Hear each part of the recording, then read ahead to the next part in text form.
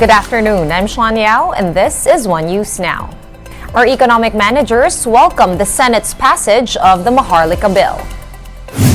In a statement, Finance Secretary Ben Diokno commended the prioritization of the proposed investment fund in Senate. Diokno says that the Senate leadership ensured that the bill reflects the Marcos administration's objective of creating a profitable and secure investment fund. For her part, Budget Secretary Amina Pangandaman described the bill's passage as a great stride towards the country's long-term progress. She believes that the measure will boost the government's efforts for economic growth. Pangandaman assures the public that the Senate's version of the MIF has a lot of safeguards against possible abuse. House Majority Leader Manix Dalipe has assured the public that the lower chamber remains one and united amid coup rumors. Dalipe says congressmen are focused on passing the Marcos administration's priority bills. The lawmaker remained mum on the rumored coup plot against House Speaker Martin Romualdez.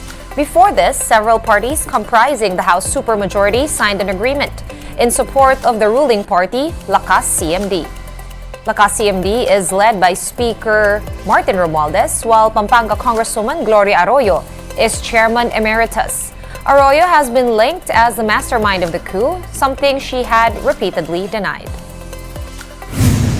The House is one and united, and we are focused in trying to accomplish the task at hand, which is to pass the 42 measures agreed in the LEDAC, which will help the Filipino people. So we would want to be focused on that. We do not want any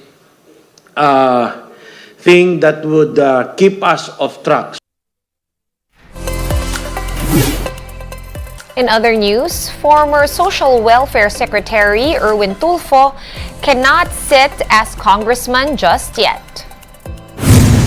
This is because the final decision of the COMELEC Ombank on his disqualification case is still pending.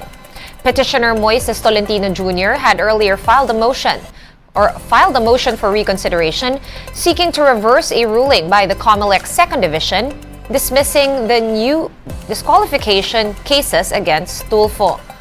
Tolentino pointed out the proof showing that Tulfo is an American citizen, which is enough to disqualify him. On Tuesday, Tulfo took his oath as ACT-CIS party list representative.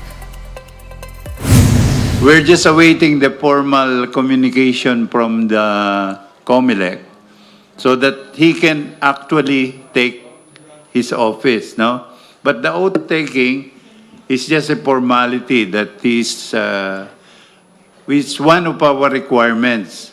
So, pwede nang ituloy yan kasi we were already assured by COMELEC that the letter is forthcoming, and we were furnished a copy of the notice of dismissal, no, of the case against him. Time to take a quick break. One News Now will be back with more stories after that. Stay with us.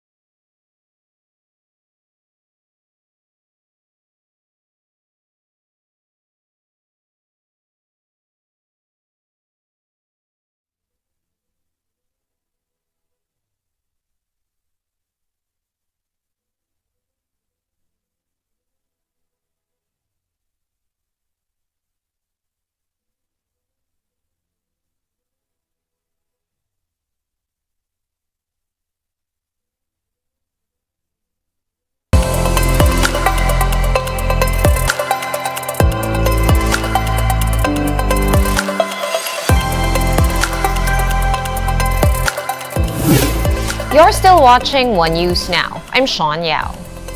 Despite reports of damage to infrastructure, the Office of Civil Defense says that there have been no reported casualties yet due to Typhoon Betty. According to OCD Undersecretary Ariel Nepomuceno, Filipinos have relatively remained safe during Typhoon Betty. However, Nepomuceno warns Filipinos to not let their guards down just yet. The typhoon is expected to leave the Philippine area of responsibility late Thursday or early Friday. The OCD also says it cannot yet downgrade the red alert status over some areas due to the threat of the southwest monsoon or habagat. Wala pong na-report na nasawi o casualty. Yun po ang lagi natin sinasabing pangunahin nating objective. Maganda naman po. Kaya lang, hindi naman po tayo magre-relax pa rin. Siguro, marahil hanggang Biyernes bago tayo magsabing makaka-relax na ng kahit papano.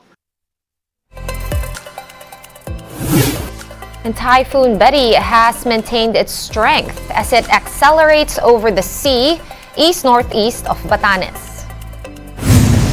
As of 11 a.m., the center of the typhoon was estimated at some 375 kilometers east-northeast of Itbayat.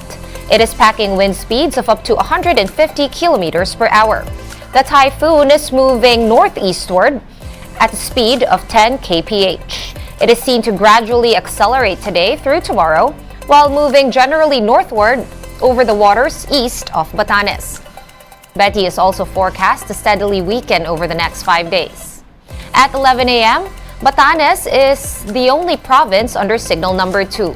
Meanwhile, signal number 1 is still up over the entire province of Apayao, Cagayan, including the Babuyan Islands as well as the northeastern portions of Isabela. However, even as the typhoon is slowly pulling away from the country, the southwest monsoon is expected to bring cloudy skies over most of Luzon and western Visayas. Let's now take a quick look at today's other top stories. The Investigation Bureau will demolish its old building in Taft Avenue, Manila, to give way for a new facility. For now, the NBI is housed at the VTech Tower along Quezon Avenue in Quezon City, with the new building set to open on 2026. It will cost around 2.5 billion pesos. The Transportation Department has designated its Assistant Secretary Hector Villacorta as officer in charge of the Land Transportation Office or LTO. Villacorta is the DOTR's ASEC for communications and will concurrently serve as OIC. He replaces J.R. Tugade, whose resignation will be effective on Thursday. President Bongbong Marcos graced the launch of the 2 new museums that will be part of the free Malacanang Heritage Tours, one of which is the Teos Mansion in San Miguel, Manila, featuring a crash course on all the former presidents of the country, from Emilio Aguinaldo to Rodrigo Duterte. Just a few meters away from the Teos Mansion is the Bahay Ugnayan, where the tour focuses on the life and contributions of President Bongbong Marcos. Noontime show hosts Tito Soto, Vic Soto, and Joey De Leon announced their decision to leave Tape Incorporated. In today's live broadcast, the trio bid goodbye to Tape Inc. They said it has been an honor to deliver happiness from Batanes to Jolo and to be part of everyone's lives.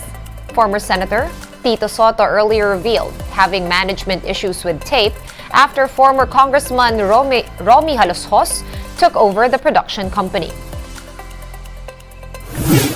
One News Now will be back at 3 p.m. I'm Sean Yao. We are One News.